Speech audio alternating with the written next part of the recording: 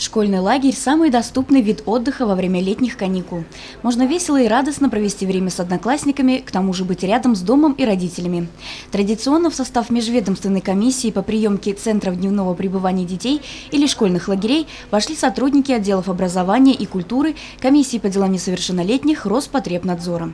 Пристальное внимание они уделяли обеспечению противопожарной безопасности на территории учебного заведения, подготовке столовых, кабинетов, а также спортивного зала. В числе первых объектов проверки оказалась гимназия.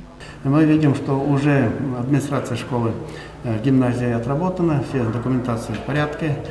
Уже нам говорят о том, что какие планы они выстроили.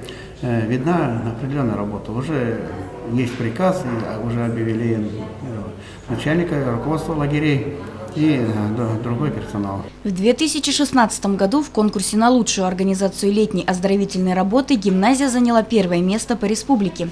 В этом году в планах ее представителей не уронить эту высокую планку, поэтому практически все работы по подготовке к летнему отдыху детей завершены. Подготовка началась у нас с апреля месяца. Мы приготовили пакет документов, который отправляли Роспотребнадзор.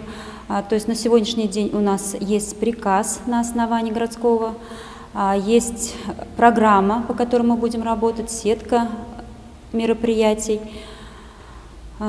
штатное расписание, есть программа производственного контроля. То есть весь полный пакет документов у нас готов. Подготовка школьного лагеря включает в себя обеспеченность необходимым количеством мебели, посуды в столовой, оборудование спортивной площадки, а также оснащение каждого кабинета кулером. На данный момент ведется сбор заявлений от родителей. В первую очередь в список отдыхающих будут зачисляться дети из малообеспеченных и многодетных семей.